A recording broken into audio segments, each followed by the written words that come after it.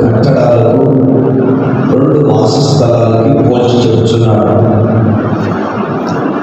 ఒకడు పునాది ఇసుక మీద వేయుచున్నాడు, వాడు బుద్ధిహీనుడు.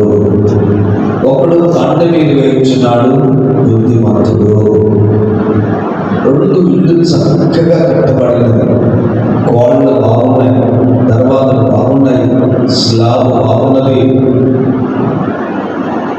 పెయింటింగ్ బాగుంది, మంచి ఎలివేషన్ బాగుంది, లోపల ఫర్నిచర్ బాగున్నది. 2 కట్టలు 2 ఇళ్ళు చాలా చక్కగా ఉన్నాయి, 2 చాలా బాగున్నాయి. కానీ ఈ 2టికి పరీక్షలు కలిగినాయి. 2కి పరీక్షలు కలిగినాయి. ఒకటేమో బండ మీద ఉన్నది, ఒకటేమో ఇసుక మీద ఉన్నది. ఈ 2టికి 3 విధముల పరీక్షలు కలిగినాయి. ఒకటి వర్షం, రెండవది వరద, మూడవది గాలి. ఒకటి వర్షం వచ్చింది, వర్షం చినుకు చినుకు పెద్దది, వరదగా మారింది, వరద మీద గాలి వీచింది. ఇసుక మీద వేయటం వలన అది కూలిపోయింది, దానికి పునాది లేదు. బండ మీద వేసిన ఆ ఇంట్లో వర్షం వచ్చింది, వరద వచ్చింది, గాలి వచ్చింది, పడిపోలేదు. ఇసుక మీద వేసిన పునాది అనేది తన సొంత సిద్ధాంతాలు, సొంత చిత్రాలు, సొంత ప్రయోగాలు, నీ సొంతగా బ్రతుకుతాను, నీ సొంతంగా బ్రతుకుంటాను, దేవుని ఆలయం నాకు రావాల్సిన అవసరం లేదు, దేవుని ఆలయం పోవాల్సిన అవసరం లేదు, ప్రభువుల తీసుకున్న అవసరం లేదు, ఆరాధన నాకు అవసరం లేదు, బ్యాప్టిజం అవసరం లేదు, నేను ఇంట్లోనే అన్ని జాగ్రత్తలు తీసుకోగలను, నేను మంచిగా ఉండగలను అని జీవించే సొంత సిద్ధాంతాలు, సొంత చిత్రాలు, సొంత ఆలోచనలు, సొంత మనస్తత్వం కలిగి జీవించినందున వారి మీదకి పరీక్షలు కలిగినాయి. బండ అనేది యేసుక్రీస్తును చూపిస్తున్నది. ఈ బండ మీద అనగా ప్రభు యేసుక్రీస్తే ముఖ్యమైన మూలరాయి. సిలువలో వేలాడి చనిపోవడం వలన ఆ రాయి ఫస్ట్ మూలరాయిగా స్థాపించబడింది. ఒక మూలరాయి వేస్తే కట్టడం ప్రారంభించబడుతుంది అన్నమాట. అపోస్తులు ప్రవక్తలు వేసిన పునాది, అపోస్తులు ప్రవక్తలు వేసిన ఒక బోధ, ఉపదేశం, క్రమం, కట్టడం, ఖండింపు, గద్దింపు, బుద్ధి చెప్త, ముందున్నట్టు మాట్లాడట, ఇవన్నీ ఒక ఖండనమైన బోధ, ఖచ్చితమైన బోధ, ఇల్లేమాత్రం మోమాటం లేని బోధ, ముందున్నట్టు మాట్లాడటం, ఏది కూడా ఆపేమి లేకుండా ముందున్నట్టు ఖండించడం, గద్దించడం, బుద్ధి చెప్పడం అనేది ఇది ఒక ఖచ్చితమైన బోధగా అవుతుందన్నమాట. దీని మీద దేవుని ఆలయం, దేవుని యొక్క జనులు కట్టబడుతున్నారు. దేవుని స్తోత్రం. కనుక ఈ పునాది అపోస్తుల యొక్క బోధ, ఉపదేశంలో నీవు నేను యెరూషలేము యొక్క సీయోను కట్టబడాలి. దేవుని స్తోత్రం. అందులో పౌలు అపోస్తలుడు అంటాడు, పునాది యేసుక్రీస్తు, సీయోను మూలరాయిగా వేయబడినది పునాది తప్పగా మరి ఏది వేయబడదు అని మనం చదువుకుంటున్నాం. మొదటి కొరింథీ 3:11 వాక్యం చూస్తే వేయబడిన పునాది తప్ప మరి ఏ పునాది వేయబడదు.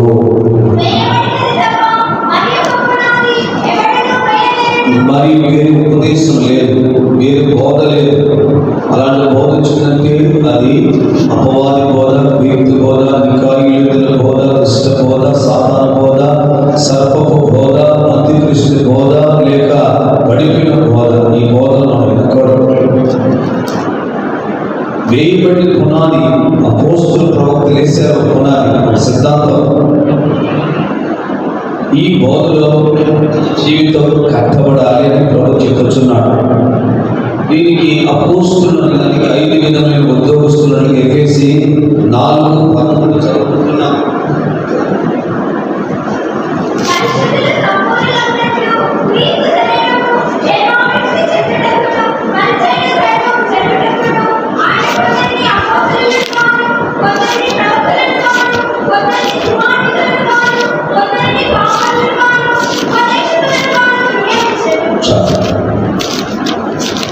దేవుని బిడ్డ, ఒక వ్యక్తి ఒక మంచి కట్టడంగా కట్టబడాలంటే ఆ వ్యక్తి 5 విధములైన ఉద్యోగస్తుల మధ్య కట్టబడాలి. సంఘానికి అపోస్తుల ప్రవక్త లేనిదే సంఘము కాదు, అది సేవ కాదు. ఎంతో మంది 10,000, 20,000, 1,00,000, 2,00,000 వచ్చే ఆలయాలు, సంఘాలు భారతదేశంలో, విదేశాల్లో ఉంటున్నాయి. కానీ అపోస్తుల ప్రవక్త లేదే ఉన్నవాడు. కేవలం ఒక సువార్థికులు, లేక ఒక కాపరి, ఒక బోధ, అంత తప్పుగా మరి ఏది ఉండదు. మన యొక్క సంస్థలో ఈ 5 ఒకే చోట ఉన్నారు. అందులో మార్పులు ఉంటాయి. ఒకే సేవకుడు 50 సంవత్సరాలుగా ఒకే సంఘం ఉంటే ఆ వ్యక్తి ఒక పూర్ణత పొందడు. కనుక ప్రభువుని యేసుక్రీస్తు 5 విధమైన ఉద్యోగస్తులు ఇచ్చాడు. ఇది ఒక భాగం. తండ్రిని దేవుని సంఘములో 8 విధములైన పరిచయం ఇచ్చాడు. పరిశుద్ధాత్ముడు సంఘములో 9 వరాలు ఇచ్చాడు. ఒక శరీరమైన సంఘాన్ని సంపూర్ణత చెందిన నిమిత్తం తండ్రి యొక్క బాధ్యత, కుమారుని బాధ్యత, పరిశుద్ధాత్మ దేవుని బాధ్యత 3 రకాలుగా శాఖలుగా తీసుకొని పరిచర్యలు, వరములు, ఉద్యోగస్తులు జరుగుతున్నవి. 1 కొరింథీ 12:28, 1 కొరింథీ 12:9, ఎఫెసీ 5:13లో ఈ 3 అక్కడ మనం చూస్తున్నాం. దేవుని సంగమా, మనం ఒక యెరూషలేముగా, సియోనుగా కట్టబడ నిమిత్తము ఇవన్నీ సంఘములో ఇవ్వబడుతున్నాయి. అది ఎక్కడ ఇలాంటి ఒక అనుభవం లేదు. దేవుని స్తోత్రం. తండ్రి దేవుడు 8 విధములైన పరిచర్యలు, కుమారుడు యేసు 5 ఉద్యోగస్తులు, పరిశుద్ధాత్మ 9 వరములని సంఘములకు అలంకరింపబడిన అలంకార వరములు, శక్తి వరాలు, జ్ఞాన వరాలతో సంఘాన్ని అలంకరించి రాకడ సిద్ధపాటు చేస్తున్నది. ఈ పునాది యేసుక్రీస్తు ముఖ్యమైన మూలధనం. అపోస్తలులు ప్రవక్తిస్తున్న పునాది మీద ఆత్మ సంబంధమైన దేవాలయం వృద్ధి పొందినట్లు మనం సజీవమైన రాళ్ళతో ఆత్మమూలంగా దేవుని నివాస స్థలంగా కట్టబడుతూ, మార్చబడుతూ అది పరిశుద్ధమైన దేవాలయం వృద్ధి పొందుతున్నది. ఆలయం నీకు నేనే, అది పరిశుద్ధమైనది. దేవుని ఆత్మ నీరున్నది, ఆత్మ మీరు వాసన చేసిన కనుక మీరు ఆయన ఆలయమైన, ఆలయం పరిశుద్ధమైనది. ఆ ఆలయం ఎవరైనా పాడు చేస్తే నేను వాడిని పాడు చేస్తానని అంటున్నాడు దేవుడు. ఆలయం ఎక్కడైతే చెప్పబడుతుందో అక్కడ పరిశుద్ధతని ఉచ్చరించబడినది. ఆలయం, దేవాలయము, గుడి, దేవుని యొక్క మందిరం అని ఎక్కడైతే ఉచ్చరింపబడిందో, ప్రకటింపబడిందో అక్కడెల్లా సైట్ పరిశుద్ధత అని చెప్పబడినది. ఈ 3 కలిసి కట్టబడుతున్నది. ఈ 3 కలిసి సంఘాన్ని ఏ విధంగా ఆయన నడిపిస్తున్నాడో చూడండి. మొట్టమొదటిసారిగా ఆ వ్యక్తి నీతిలో ఎదగాలి, నీతిలో నడవాలి, నీతిలో జీవించాలి, నీతిలో బ్రతకాలి. ఇది ప్రభువు యేసుక్రీస్తు వారు ఆయన బాప్తిస్మం ఇచ్చి యోహాను దగ్గరికి వచ్చి నాకు బాప్తిస్మం అడుగుతున్నాడు. యోహాను అంటాడు, నేను నీ దగ్గర పొందవలసి ఉంటే నువ్వు నా దగ్గర పొందుతావా అంటే, కాదు యోహానయ్యా, నాకంటే 3 నెలలు పెద్ద మీరు. మీ అమ్మ పేరు ఎలిజబెత్, మీ నాన్న పేరు జకర్య, మా అమ్మ పేరు యేసేపు, మా అమ్మ పేరు మరియమ్మ, మా నాన్న పేరు యేసేపు. నీవైతే అక్షరార్థంగా జన్మించావు, నేనైతే ప్రవచన పుత్రుని, నేనైతే పరిశుద్ధాత్మను జన్మించబడింది. కానీ ఇప్పుడు ప్రస్తుతం మానవాళిగా శరీరం వచ్చాను కనుక నీతి యావత్తు ఇలా నెరవేర్చవలసింది ఇప్పుడు కానేమో అని యోర్దాను నదిలో 2 చేతులు జోడించి మానవుడైన యోహాను దగ్గర, లేక పరిచర్య పాత కాలంలో చివరి ప్రవక్త యోహాను, ఆయన దగ్గర బాప్తిస్మం పొందాడు. అది ఒక నీతి. బాప్తిస్మం అనేది ఒక సంకల్పం, బాప్తిస్మం అనేది ఒక ఆజ్ఞ, బాప్తిస్మం అనేది ఒక చిత్తము. ఇది దేవుని యొక్క నీతి. మన ఆత్మీయ జీవితంలో పలు విధములుగా ఎదుగు నిమిత్తం కట్టబడాలని చదువుకుంటున్నా. దేవుని స్తోత్రం. యెషయా గ్రంథం 26వ అధ్యాయం 2వ వాక్యంలో నీతితో యెరూషలేము కట్టబడాలి అని చదువుకుంటున్నాము. సత్యమును ఆచరించు నీతిగల జనము ప్రవేశించినట్లు పరలోకములో ఒక ద్వారం ఉన్నది. 12 ద్వారాలు ఉన్నాయి. దాని ఒక ద్వారం వెళ్ళాలంటే నీతిగా ఈ భూలోకంలో జీవించాలి. మన నీతి గురించి బైబిల్ ఏం చెబుతుందంటే మురికి గుడ్డ లాంటిది. మన నీతి క్రియలన్నీ మురికి గుడ్డ లాంటిది. ఇదినాలు ఎంతో మంది నీతిని చేయించినారు, కానీ అవన్నీ అది మురికి గుడ్డ లాంటిదని యెషయా ప్రవక్త ద్వారా సెలవిస్తున్నాడు. దేవుని బిడ్డ, మన యొక్క జీవితంలో బాప్టిజంలో మనం నీతిని ధరించుకుంటున్నాము. గలతీ 3:27 గలతీ 3:27 బాప్టిజం ద్వారా నీతి సూర్యుడైన యేసును మన వస్త్రంగా ధరించుకుంటున్నాము. మలాకి 4:2 మలాకి 4:2 చదువుతాం.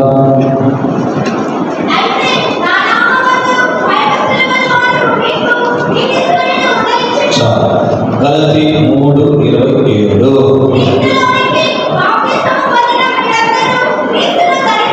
ఇక్కడ క్రీస్తుని ధరించుకుంటున్నట్లుగా చదువుతున్నాం.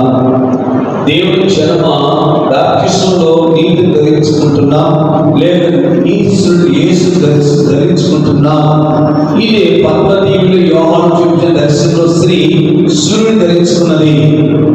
ఆమె ఆకాశంలో తారలలో 3 తారలు ఆమె యొక్క శరీరంలో ఉన్నాయి. వస్త్రమని సూర్యుని, చంద్రుడని పాదల కింద, శిరస్సులో 12 నక్షత్రములు. ఈమె వస్త్రము ధరించుకున్నది. క్రీస్తు యేసులోని బాప్తిసం పొందిన మీరందరూ క్రీస్తు ధరించుకుంటున్నారు. మనం ఎప్పుడైతే ప్రాచీన పురుషుని చనిపోయి నవీన పురుషుని ధరించుకొని మనము క్రీస్తు యేసులో బాప్తిసం పొందినప్పుడు యేసుని వస్త్రంగా యేసుని చూపించాలా, యేసుని మనం మాదిరిగా చూపించాలా. యేసు దివ్య స్వభావం, యేసు యొక్క మాదిరి స్వభావం, యేసు యొక్క మంచితనం, యేసు యొక్క దివ్యగుణం, యేసు క్రీస్తు యొక్క మంచి కనికరం, జాలి, దయ, ప్రేమ, ఇవన్నీ మన శరీరంలో స్వభావంలో వస్త్రంగా ధరించుకోవాలి. అక్షరార్థమైన టైలర్ దగ్గరికి వెళ్ళి సూర్యుని ఆకారంతో ఏదైతే గ్రాఫిక్స్ చేసుకొని ఎంబ్రాయిడింగ్ చేయించుకొని వాళ్ళ చేతికిచ్చి, అయ్యా నా ఎదుట సూర్యుడు కనబడేటట్టు నా కడుపు దగ్గర ఆ సూర్యుడు కిరణాలు వచ్చినట్లు ఒక వస్త్రంగా కుట్టి నేను ధరించుకుంటానంటే ఇది 1 రోజు 2 రోజులు ఉంటాయి, 3 రోజులు ఉంటుంది, వారం, 10 రోజులు, సంవత్సరం ఉంటుంది. అది వెళ్ళిపోతుంది. కానీ జీవితంలో నీ యొక్క ఆత్మీయతలో ఆ సూర్యుడు ధరించుకోవాలి. మనం కట్టబడాల్సిన నీతితో కట్టబడాలి. అందులో ప్రభువు యేసు క్రీస్తు అంటాడు, శాస్త్ర నీతి కంటే పరిశీలి నీతి కంటే నీ నీతి నీకు కానిలా పరలోక రాజ్యంలో ప్రవేశించలేదు. మన జీవితంలో శాస్త్ర నీతి కంటే పరిశీలి నీతి కంటే మీ నీతి అధికం కానిలా. శాస్త్ర యొక్క నీతి ఏంటి, పరిశీలి యొక్క నీతి ఏమిటి? దీని గురించి అనేక అనుభవాలు ఉంటున్నాయి. పరిశీలుడు ప్రార్థన చేస్తున్నాడు, వారానికి 2 మార్లు ఉపవాసం. నా దశంశ ఇస్తున్నాను. నేను అన్యాయం సూర్యుడిని కాదు, చోరుని కాదు, విచారుడు కాదు, అడుగు ఎక్కడున్నాడు చూడండి, అసౌకర్యం కాదంటున్నాడు. యేసు ప్రభు దగ్గరికి వాడు చిన్న ప్రార్థన చేశాడు. ప్రభు అనే పాపిని క్షమనగాని వాడి నీతి మొదలుగా తీర్చబడ్డాడు. కనుక వాడి నీతి 10వ భాగం ఇస్తున్నాడు, ఉపవాసం ఉంటున్నాడు, అతను ఎంతగానో మంచి చేయించున్నాడు. వాడికంటే నా నీతి అధికంగా ఉండాలి. దేవుని స్తోత్రం. అందువల్ల అపోస్తలుడైన పౌలు గారు అంటాడు, ధర్మశాస్త్రములైన నా నీతి కాక ప్రభువైన యేసు క్రీస్తుని ఆ నీతి బయటపడి నిమిత్తం ఏ విధమైన చేతున్న మృతులు పునరుద్ధానం బల నిమిత్తము, ఏ విధమైన చేతున్న మృతుల నుండి నాకు పునరుద్ధానం బల నిమిత్తము ఏ విధమైన నాకు లాభమో అవన్నీ నష్టముగా పెట్టగించుకుంటున్నాను. ఏ విధమైన చేతులను ఆ మొదటి పునరుద్ధానంలో నేను పాలు పొందాలి. ఆ మొదటి పునరుద్ధానంలో ఆయన వారు బ్రతికింపబడుతున్నారే, ఆ వరుసలో ఎత్తబడాలి. అందువల్ల ఏ విధమైన చేతులను ఆ యొక్క ధర్మశాస్త్రం నీతి నాకు వద్దు, నీతిలో కట్టబడాలి. వల్ల ధర్మశాస్త్రంలో నీతి కాదు, కర్తవ్య కాలంలో ప్రభువు యేసుక్రీస్తు నీతి. ఆయన నీతి చిగురు, ఆయన నీతిమంతుడు, ఆయన నీతిలో నడిచిన వాడు, ఆయన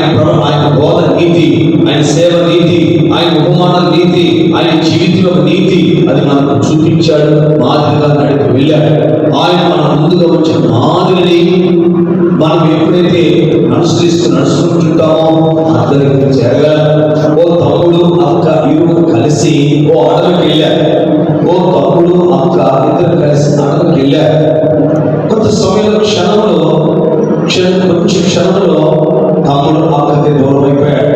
ఇప్పుడు తమ్ముడు ఇంటికి దారి పడడానికి వెతికినా పడలేదు. తమ్ముడు ఎక్కడిపోయాడో ఏంటోడని, వీళ్ళు ఎలా వస్తాడని బాధపడుతున్న సమయంలో సరే ఏదైనా చేద్దామని ఆమెకున్న మెడలో ఒక నల్ల పూస దండ ఉన్నది. నల్ల పూస దండ. ఆ దండను విప్పి ఒక్కొక్క నల్ల పూస ఒక దారి వేసింది. ఒక బదడులు ఇంకొక నల్ల పూస వేసింది. ఇంకొక బదడులో నల్ల పూస. ఇంటికి పోయేంత వరకు ఆ పూస వేసుకుంటూ వెళ్ళాడు. ఆడు తిరిగాడు. మా అక్క మెడలో ఉన్న పూసే ఇక్కడికి ఎందుకు వచ్చిందని ఒకటి చూశాడు. కొందరు పోతే ఎక్కువ ఉంటుంది. ఒకటి అలానే ఇంటికి చేరాడు. అది మాదిరి. మన యేసు ప్రభు యొక్క అడుగు జాడలో మన మాదిరిగా ఉంచిపోయాడు. వాటిని అనుసరించుకుంటే మన గమ్యాన్ని ఇంటికి చేరతాము. అదే నీతి. దేవుని జన్మ నీతిలో కట్టబడు. నీ సొంత నీతి, నీ స్వయం నీతితో కట్టబడవద్దు. దేవుని స్తోత్రం. సర్వలోక మానవులో రాజులను పిలిపించి నా పిల్లి చెప్పిందల్లా చేస్తుంది, నా పిల్లి ఏం చెప్పిన చేస్తుంది ఓ జ్ఞాని రాజులందరినీ పిలిపించింది. దేవుని రాజులందరినీ పిలిపించాడు. అందరి సింహాసనంలో కూర్చున్నారు. పిల్లి చెప్తున్నాడు, ఇదిగో ఈ స్వీట్ తీసుకొని నేరుగా ఆ రాజుకి ఆ స్వీట్ ఇస్తుంది, ఈ ఐస్ క్రీమ్ అంటే ఐస్ క్రీమ్ ఇస్తుంది, ఇదిగో ఈ పాలు ఇస్తుంది, ఈ కచ్చి తీసుకున్నటువంటి ఇస్తుంది. మంచి పరిస్థితి చేసింది పిల్లి. ఇది ఎవరు చెప్పిన మాట్లాడు, ఎవరు చెప్పిన వెంట వెళ్ళదు, నేను చెప్పిన మాట్లాడుతుందని చెప్పాడు. కానీ అదే సమయంలో రాజు అక్కడ ఉన్న ఒక ప్యాకెట్ లో ఒక చిన్న ఎలక తీసి ఆ పిల్లి ముందు పడేయగానే ఆ పాలు తీసుకొచ్చి రాజుకి వచ్చిన బదులుగా ఆ పాలు కింద పడవేసి ఆ పిల్లి వెంట పరిగెత్తింది. ఏ జ్ఞాని, ఏంది పిల్లి నీ పనులు చేస్తుంది, నా పనులు చేయదన్నదే ఈ పిల్లి చేసిందంటే కళ తీరుకుంటున్నాడు. సొంతగా ఏది మనం సాధించలేదు. మన సిద్ధాంతాలు ఏ పనికిరావు పరలోకానికి. దేవుని సిద్ధాంతాలు, దేవుని నీతి సింహాసనం కాదా, నీ నీతి ఆయన సింహాసనం కాదా. దేవుని నీతి పరలోక రాజ్యంలో ప్రవేశిస్తున్నది. నీతిలో కట్టబడాలి జన్మ. మన సొంత నీతి కాదు. ఇది నాడు ఎంతో మంది క్రైస్తవ దేవుని బిడ్డలు పెంటెకొస్తేలో కూడా తన సొంత నీతి సొంతగా ఆలోచించి నేను ఇట్లుంటేనా ఇలా ఉంటేనా ఇలా ఉండాలి వీళ్ళు చెబుతూ ఉంటారు, వీళ్ళు స్వార్థంగా చెప్పుకుంటుంటారు అని వాళ్ళ ఇష్టాంశం నడుచుకోవటం వల్ల వారు గమ్యం జరగకపోతున్నారు. దేవుని స్తోత్రం. రెండోదిగా దేవుని యొక్క బిడ్డల యొక్క జీవితంలో ఆ యెరూషలేము ఎలా కట్టబడాలంటే పరిశుద్ధతలో కట్టబడాలి. పరిశుద్ధతలో కట్టబడినప్పుడే ఆ నిజంగానే ఆ స్వర్గానికి ఆ రాజ్యానికి చేరగలము. దేవుని స్తోత్రం. 2 Coríntios 7వ అధ్యాయము మొదటి వాక్యం చూసినట్లయితే అక్కడ పౌలు పోస్తున్నాడు, ప్రియులారా మనకు ఈ వాగ్దానాలు ఉంటున్నాయి అని చదువుకుంటున్నా.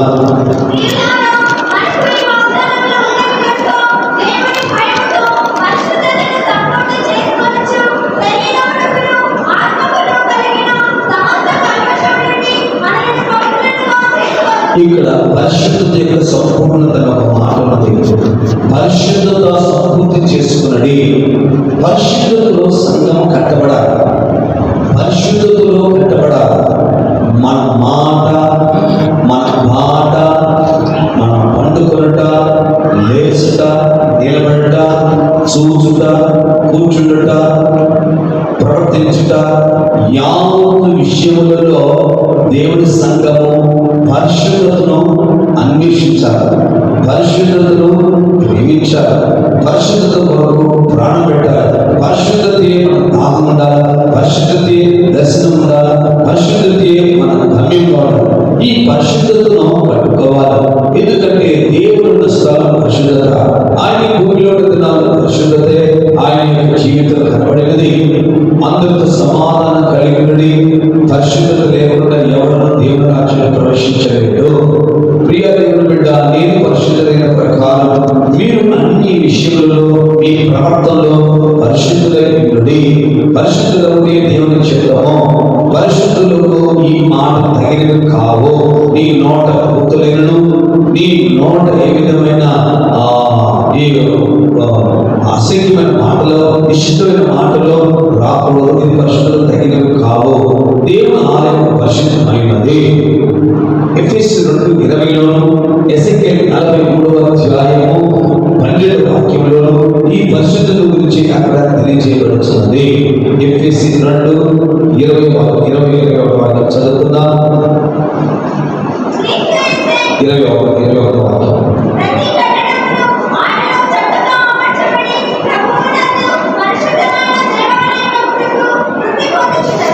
దేవుని ఆలయం వృద్ధి పొందుతున్నది. దేవుని ఆలయం వృద్ధి పొందుతుంటే అక్షరార్థమైన ఆలయం కట్టబడినంటే ఇంకా మరలా కట్టలు. అది వృద్ధి పొందడం అంటే ఏంటి? నీవు నేను ఆలయం. మనలో పరిశుద్ధత అనేది రోజుకి పరిశుద్ధత కలగాలి.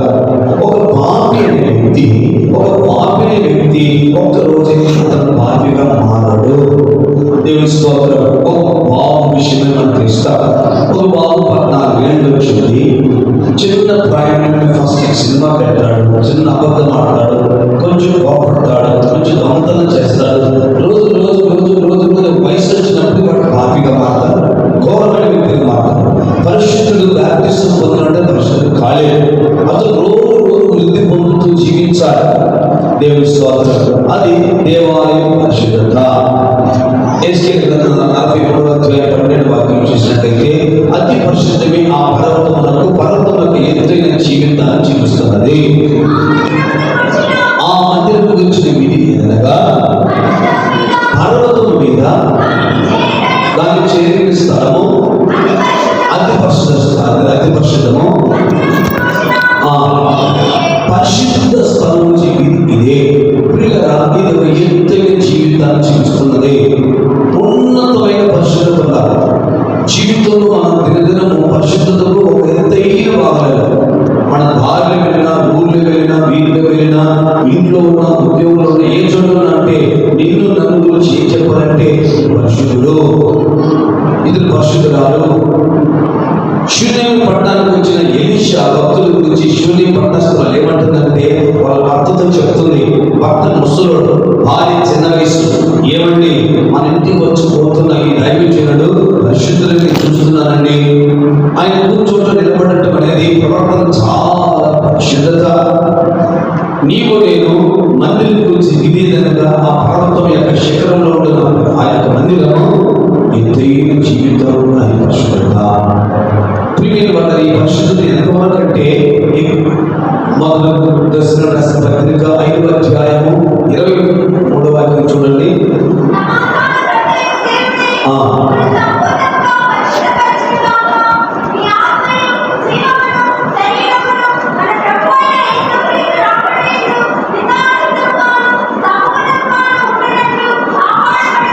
ఇక్కడ మన జీవితంలో పరిశుద్ధత అనేది ఆత్మ, జీవ, శరీరం.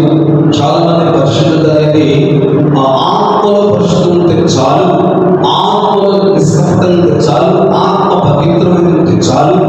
ప్రభువైన యేసుక్రీస్తు భూలోకంలో దినములలో ఆయన పరిశుద్ధమైన ఆత్మను బట్టి దేవుని కుమారుడుగా ప్రభావంతో, శక్తితో ఉండి ఆయన పునరుద్ధానం చెందెను.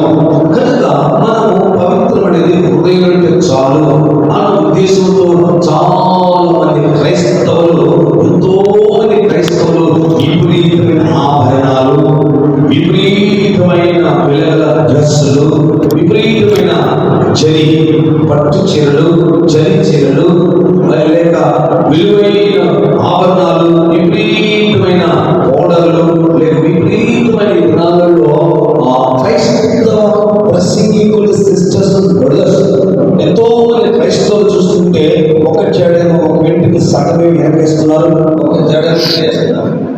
మూతికి చాలా భయంకరమైన కళలు, భయంకరమైన ఆభరణాలు, చెవికేళ్ళు. ఒక ప్రసంగం చేస్తున్నారంటే, ఒక వీడియో షూట్ చేయాలంటే పక్కాగా ఒక బస్సు, వాళ్ళకి బస్సు, ఆ బస్సులో పక్కాగా బ్యూటీ పార్లర్ చేసేవాళ్ళు వ్యక్తులు ఉన్నారు. అది బ్యూటీ పార్లర్ చేసి ఆ బస్సులో బయటకు వచ్చే వరకు ఒక ఫ్యాన్ ఉండేది లేదా, ఆ ఫ్యాన్ బయట స్టేజ్ రాగానే టవర్ వేసాను. ఏసీలో రూమ్లో స్పిట్ వేసి ఉంటుంది, ఇల్లు వేసి ఉంటుంది, కానీ టవర్ వేసి ఉంటుంది, చల్లగా వస్తాయి, చాలా ఎత్తు ఉంటాయి. బ్లూ స్టార్ అని లేకపోతే హైట్ స్టార్ పెద్ద పెద్ద ఏసీ మన హైబ్రిడ్ పెడతారు. ముఖం ఏమాత్రము చెమట పట్టకూడదు. చెమట కారిందంటే చెమట పట్టిన రంగు ఊడిపోతుందని వాళ్ళ ఉద్దేశం. అలాంటి రంగులతో ప్రసంగాలు చేస్తున్నారు. కానీ వాళ్ళు పాటలు పాడేదేంటి? నా సోకు మారింది, నా పాట మారింది, నా రూపు మారింది, ఏం మారలా, అన్నీ ఉన్నాయి. కానీ పాటలు మాత్రం బ్రహ్మాండం పాడుతూ ఉన్నారు. ఎంత అలంకారం చూడండి. ఏంటంటే అలాగంటే పైన ఏం చూస్తారు దేవుడు? మీరు బైబిల్ చదవలేదు, యెషయా ప్రవక్త సమూయేలు ప్రవక్త ఏమంటారంటే, సమూయేలా నువ్వు ఎత్తు కొడుకు చూస్తున్నావు, లేక పైరూపం చూస్తున్నావు, నేను ఎక్కడ చూస్తున్నాను? హార్ట్ చూస్తున్నాను. బైబిల్ చదవలేదు మీరు. పైన ఎంత చూస్తున్నారు? ఏముంది హార్ట్లో? విమానం, చేదు, పగ, దేశం, పాపం, క్రోధం, కుళ్ళు, కుటుంబెత్తులు ఏముండకూడదు కదా. నేను పెట్టుకొస్తున్నారు, ఏమి తీసుకోకుండా జీవిస్తున్నారు. ఎప్పుడు పుట్టిన కానుండి ఈ జామాలు ఈ రోజుల కట్టే ఉన్నారు. బైబిల్ చదివారా? స్త్రీకి ముసుక వస్త్రంలో ఇవ్వబడింది, మీరు ముసుగు ఎందుకు వేసుకుంటున్నారు అని ఉద్దేశించి చాలా మంది క్రైస్తవులు ముసుగేటి లేదు, చీరేటి లేదు, ఉన్నేటి లేదు. ఏంటంటే ఇంటిని ముసుగుగా స్త్రీకి ఇవ్వబడింది కనుక ఆమెకు అవసరం లేదు. ముసుగు వేసుకున్న వాడు గుండు కొట్టించుకుంటే మగవాడు వేసుకోవాలి. సాతాను బోధనలో ఎంత భయంకరంగా వచ్చిందో చూడండి. దేవుని జనమా, మన జీవితంలో పవిత్రత అనేది లోపల మాత్రం కాదు, వెలుపులు కూడా మన శరీరాన్ని మనం కాపాడుకోవాలి. ఎందుకంటే విలువ పెట్టి కొనబడిన సొత్తు, విలువ యేసు రక్తమే. విలువ పెట్టి శరీరం కొన్నాడు. ఈ దేహంతో దేవుడు నయపరచాలి. ఈ దేహాన్ని ఇష్టం వచ్చిన వాడుకోకూడదు. ఆలయం ఇది దేవుని యొక్క మందిరం. ఈ ఆలయాన్ని ఇష్టం వాడుకోకూడదు. అందువల్ల ఈ శరీరంలో మనం మందులు, మాత్రలు, ఇంజక్షన్లో ఈ లోకరీతిని ఏ విధమైన వాడుకోవట్లేదు. మనం చాలా పవిత్రంగా ఆలయాన్ని కాపాడుకుంటున్నాం.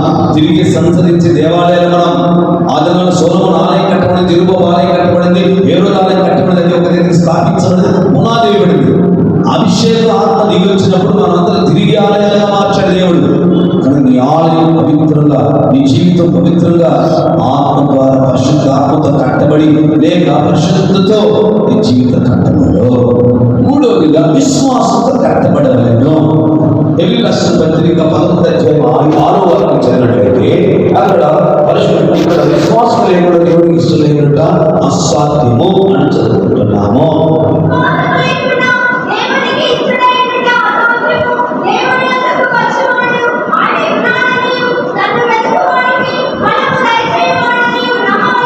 దేవుడి జన్మ విశ్వాసంతో మన జీవితం కట్టబడాలి.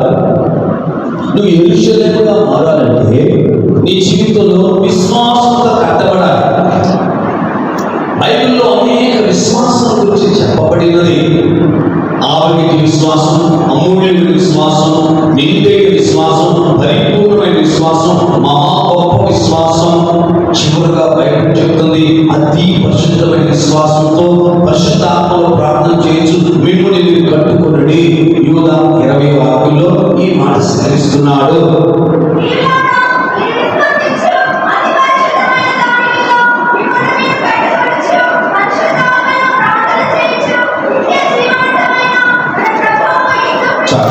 తెలుగులో అలా రాయబడలేదు, తమిళ్లో అతి పరిశుద్ధమైన విశ్వాసం గురించి ఇక్కడ చక్కగా రాయబడి విశ్వాసం చెప్తున్నాడు.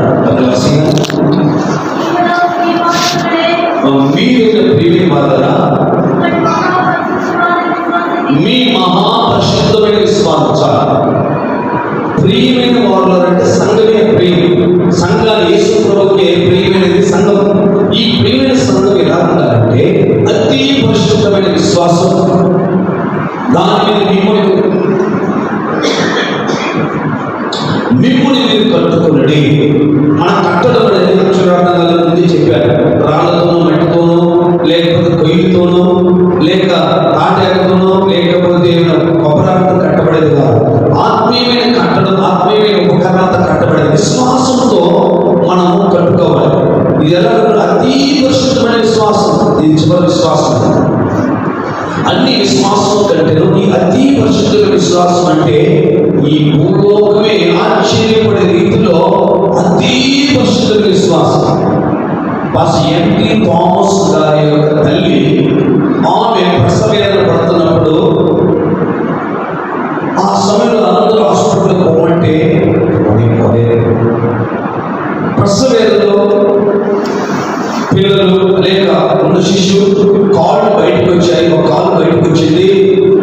ఇక నీవు చచ్చిపోతా నీ బిడ్డ చనిపోతా లేదు.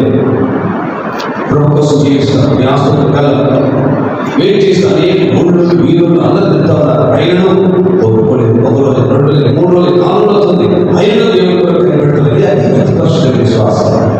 అద్భుత రీతిలో ఆశ్చర్యంతో దేవుడితో మాట్లాడినారు.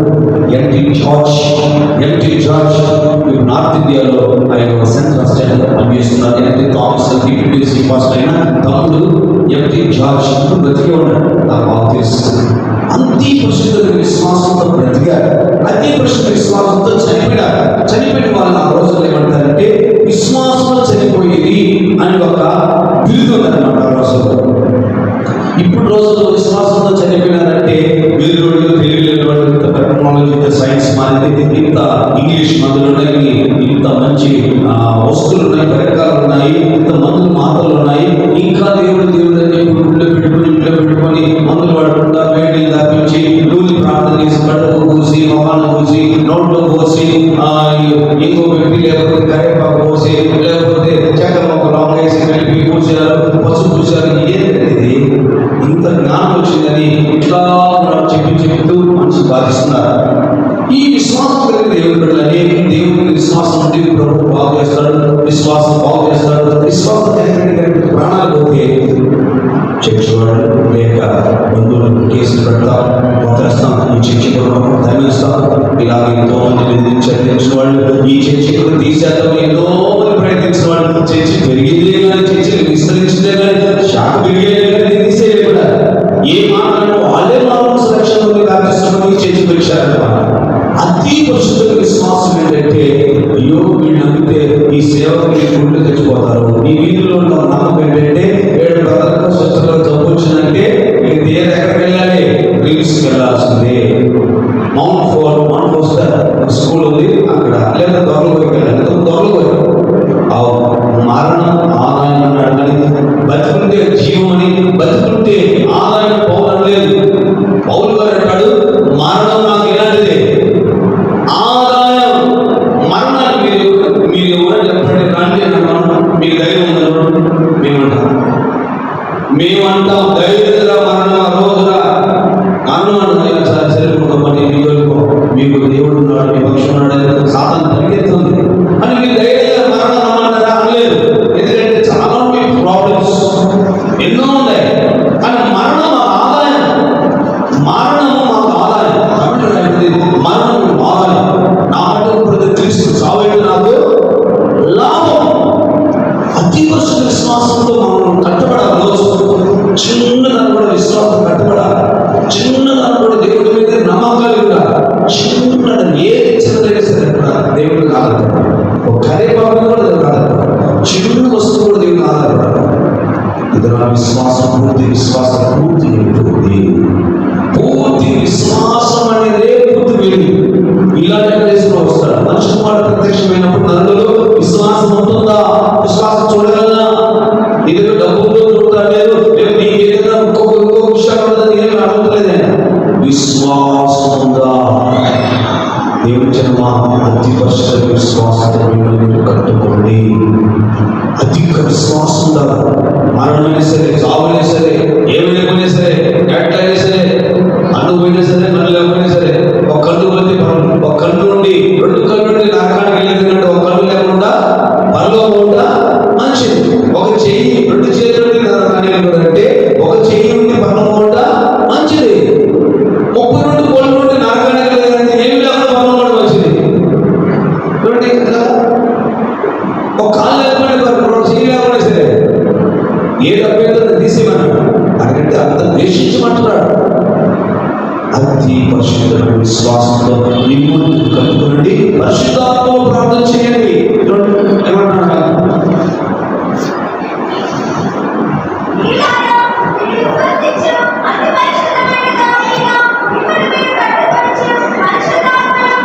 పరిశుద్ధాత్మలో ప్రార్థన చేయండి. నిన్నైతే 8 గంటలు మన సేవకులు పరిశుద్ధాత్మలో ప్రార్థన చేశారు. అన్య భాషలు ఎక్కడికి కూడా నాకైతే ఒక్కొక్క రోజు ఒక్కొక్క దగ్గర ఒక్కొక్కరు ఉన్నాయి. నిన్న 8 గంటలు ప్రతి కూడా విషయం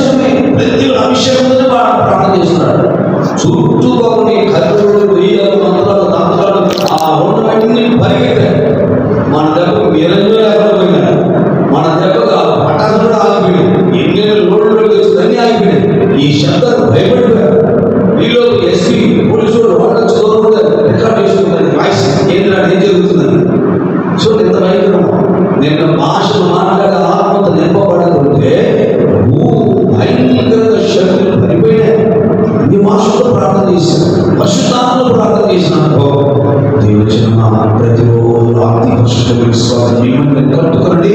అభిషేకంతో ప్రార్థన చేయండి, పరిశుద్ధాత్మతో ప్రార్థన చేయండి, అన్ని భాషలతో ప్రార్థన చేయడం కూడా అదే. ఎక్కువ భాష మాట్లాడిన ఆత్మగా అభిషేకం కొడుతూనే ఉన్నారు. ఎంత గట్టిగా, ఎంత వైరాగ్యం, చిన్న వయసు, మీ అనుభవం వయసు 25 వయసు, 24 వయసు, 25 వయసు, 30 వయసు పిల్లలు బ్రదర్స్ ఎన్ని ఇంత వైరాగ్య ప్రార్థన జరిగించారు. జీవితంలో పరిశుద్ధమైన అతి పరిశుద్ధమైన విశ్వాసంతో మనల్ని కట్టుకోవాలి. ప్రతిదీ అతి పరిశుద్ధమైన విశ్వాసం ఉండాలి, అతి విశ్వాసం ఉండాలి. 2014లో YS Rajasekhara Reddy party YCP గెలుస్తుందని అతి విశ్వాసం అందులో పోగొట్టుకున్నారు. 70 పర్లేదు మనం గెలుస్తాము అన్నారు. అతి విశ్వాసం ఎక్కువైపోయి ఓడిపోయారు. మనం వేద ప్రకారం అతి పరిశుద్ధ విశ్వాసం కలిగి ఉండాలి. నేను జయిస్తా సీఎం కదా. 11 మంది వెళ్ళిపోయి సమాసం తీసుకొచ్చారు మోషే దగ్గర. కాలేజీ మోషే వీళ్ళు ఏం చేశారంటే, మనం జయిస్తాం, ఆ నిపుణులు, ఆ బలాత్కారులు, ఆ బలవంతులను జయిస్తాం, ప్రవేశిస్తాం, ఖచ్చితంగా ప్రవేశం చేసుకుంటాం. మిగతా 11 మంది అంటారు, అయ్యో అమ్మో ఒక్కొక్కరు ఎట్టున్నారంటే మైక్ టెక్స్ట్లా ఉన్నారు, తలైతంలో ఉంది, పొడలితంలో ఉంది, గాలి తిరిగిపోతాం, మిన్నల్లా ఉన్నాం. వాళ్ళు ఎంతో మనం పోలేదు. మొదటి సౌలు ఓడిపోయాడు ఒలియ దగ్గర, రెండో వ్యక్తి వెళ్ళాడు, దావీదు గెలిచాడు. ఆ జీవితంలో యూదా గోత్ర సింహం అభిషేకం అనుకుంటే సీయోను చేరడం నిరీక్షణ అనుకుంటుంది. దేవుని జనమా, విశ్వాసం సడలిపోతుంది, విశ్వాసం తొలగిపోతుంది. చిన్నదానికి పెద్దదానికి దినాలు అధికంగా పిల్లకాడని బహుళాసుపత్రికి వెళ్ళి అన్ని శక్తులు చేయించుకుంటున్నారు, మందులు వాడుకుంటున్నారు, అన్ని వాడిపోతున్నారు. ప్రభు ఆలయానికి వస్తున్నారు. కడపక్షంలో ఈ శరీర రూపాంతరం చెందకుండా ఆ సమాజంలో నిలబడితే మళ్ళీ ఎప్పుడు జరుగుతుంది? చివరిగా 6వ వరుసలో ఉంటుంది మేకలు, గొర్రెలు, ఉప్పు, సారవంతమైన ఉప్పు, సరళ ఉప్పు, గురుగులు, గోధుమలు, మేకలు, గొర్రెలు, ఇవన్నీ ఆ రోజు తీర్పు వెళ్తుంది. కొల్లవాడి దగ్గర వేరు చేస్తారు. డెవలప్మెంట్ సింహాసనానికి వస్తావు. ఒకవేళ నీ క్రియలు మంచి ఉందంటే ఎంత పడతావు? అది మొత్తం భూమి ఎంత పడతావు? దేవుడి స్తోత్రం దర్శనం రాలేదు కనుక నీ జీవితంలో విశ్వాసం పోగొట్టుకోకూడదు. దేవుడి స్తోత్రం. ఇంకా మన జీవితంలో కట్టబడే విషయంలో ప్రేమలో మన జీవితం కట్టబడాలి. దేవుడి స్తోత్రం. మొదటి యోహాను పత్రిక 4వ అధ్యాయం 13వ వాక్యం చదువుకుందాం.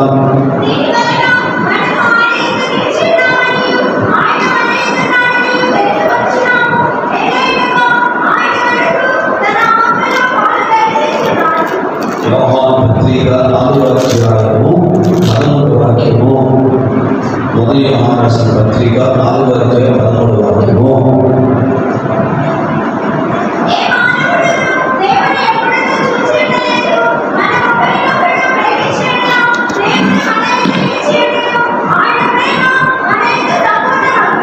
ఆయన ప్రేమ సంపూర్ణమవును. యేసు ప్రభు ప్రేమలో పూర్ణుడు. లేదు, మనం కూడా అదే ప్రేమలో మన జీవితం కట్టబడాలి. యేసు మనం ప్రేమించబట్టి తన పరిమళవాసన నిమిత్తం ఆయన తనతో మనకు అర్పించగలను. అట్టి ప్రేమలు నడుచుకునే పౌలు పుస్తకం 5:2 చదువుతున్నా. దేవుని జనమ, సంఘంలో ప్రేమ కలిగి ఉంటుంది. కానీ ఈ దినాల్లో ప్రేమ వ్యతిరేకంగానే రాక్షసులా ఉన్నారు. ఒకరు భక్షించుకున్న చుట్టల మాత్రం ప్రైజ్లా హృదయం అంటుకోలేదు. చూస్తే అందరూ ప్రైజ్లా, కానీ హృదయం అంటుకోలేదు.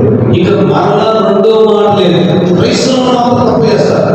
అంటే ప్రైజ్లో అంటే బాగున్నాడా, బాగున్నాడా, ఇంట్లో బాగున్నాడా అంటే ఫోన్ చేసినట్టు మీరు అసలు ఎక్కడ వెళ్ళారు, అంటే ఇంకా ఈ మాటలు ఇప్పుడు ప్రైజ్లో మాత్రం ఒక ప్రైజ్లా అది ముఖ్యం కూడా చూసిన ప్రైజ్లో చెప్తారు.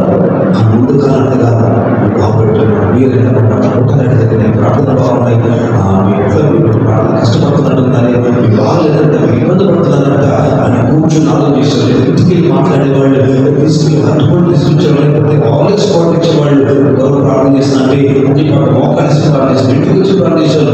అది ఎంతో ప్రేమ సంబంధాలు ఉన్నాయి, ప్రేమ అనురాగాలు ఉన్నాయి, ఆత్మ సంబంధమైన కుటుంబంలో ఉన్నది. ఒకవేళ ప్రేమ అదైనా చాలి ఎంతో అన్నిలో ఐక్య సమాధానం కలిగిన అనుభవం కట్టబడ్డ కాలం ఉన్నది. ఇప్పుడు అలాంటి అనుభవం లేదు. కానీ స్థానం, గౌరవం, స్థితి, హోదాలు అన్ని మారిపోయాయి. వారి యొక్క వారి తరగతుల ప్రకారమే స్నేహితం, వారి తరగతులు మాత్రమే అన్యోన్యం, వారి సిచ్యువేషన్ వారి యొక్క అంచనా ప్రకారమే కూర్చొని మాట్లాడుకుంటారు. కానీ ఒక అన్యోన్యం పడట్లేదు. చదువుకున్నంత ఒక రకంగా మాట్లాడుకుంటారు, ఉద్యోగస్తులంతా ఒక రకంగా మాట్లాడుకుంటారు, వేరే వాళ్ళంతా ఒక చాట కూర్చొని కొంచెం బాగా చదువుకున్న వాళ్ళంతా అందగతులు అందగాళ్ళు వాళ్ళంతా ఒక రకంగా కూర్చుంటారు. ఈ మన సంఘానికి కాదు. రోజుకి మన యొక్క స్థానం క్వాంటిటీ పెరిగింది, క్వాలిటీ పెరిగింది. సంఘం విస్తరించింది, కానీ ప్రేమ దేవుడు ప్రేమను కట్టుబడండి. ఒకరు ప్రేమిస్తాడో నువ్వు ప్రేమించాలనుకుంటున్నావు. నేను ఇతను ప్రేమించలేకపోతున్నానే, నేను అప్పు చేసేవాడు, నేను నచ్చి ఉన్నాను, రుణస్తుడని నేను ఒక వ్యక్తిని ప్రేమించలేకపోతున్నానే కానీ నా రుణం. మనం ఎప్పుడు రుణం అంటే మనం ప్రేమించలేకపోతున్నానే అది రుణస్తుని. బిడ్డ ప్రతి వారు యేసు ఏ విధంగా మనం ప్రేమించాడో అలాగే ప్రతి వారు ఒక్కొక్కరి ప్రేమ కలిగే సంఘంలో ఒక్కొక్కరు ప్రేమలు విస్తరింపబడిన వారే ప్రేమలు కట్టబడి ప్రేమలో జీవించాలి, ప్రేమలో కట్టబడాలి. ఆత్మదేవుడు వ్యవహారం దశలో ప్రేమలో ఎదిగిన సంఘం అంటే ప్రేమలో ఎదిగి ప్రేమలో బలపడి ప్రేమలో పూర్లేని వారు. ఒక వాళ్ళ 4 కాళ్ళు ఉన్నాయి. ప్రేమ, విశ్వాసం, పరిశుద్ధత, దేవుని చిత్తం. ఒక కాలు తప్పినా కింద పడిపోయే రొట్లు, ఒక కాలు సరిగా లేకపోయినా కింద పడిపోరు. సంఘం ఇతరులు ఒకరికొకరు ప్రేమలు నడుచుకోండి, ప్రేమలో పూర్ణులుగా మారుడి, ప్రేమలు నడుచుకోండి. దేవుని స్తోత్రం. కనుక మన జీవితంలో యెరూషలేము కట్టబడడానికి ప్రేమలు కట్టబడండి, విశ్వాసం కట్టబడండి, పరిశుద్ధత కట్టబడండి, నీతులు కట్టబడండి. ఇంకో అనేక విషయాలు కట్టబడాల్సిన అంశాలు ఉన్నాయి. సమయం అనుకూలించలేదు. ఈ జీవితంలో యేసు శీఘ్రంగా రాబోతున్నాడు. యెరూషలేము సీయోను విషయమై ఆయన మహావైరాగ్యం, మహా ఆసక్తి ఉన్నాడు. యెరూషలేము కట్టబడు, నీతిలో కట్టబడు, నీ జీవితంలో పరిశుద్ధతలో కట్టబడు, నీ జీవిత విశ్వాసం కట్టబడు, నీ జీవితంలో ప్రేమలో కట్టబడు. ఇంకా అనేక ఆత్మీయ అనుభవాలు ఉన్నాయి. నిశ్చయముగా తన సీయోను కట్టినబట్ట ఆయన మహిమలో ప్రత్యక్షమవు కనుక దేవుడు మనకు సహాయం చేయగాక. కట్టుచున్నాడు కీర్తిగా సీయోను యెరూషలేములో కట్టుచున్నాడు కీర్తిగా సీయోను యెరూషలేములో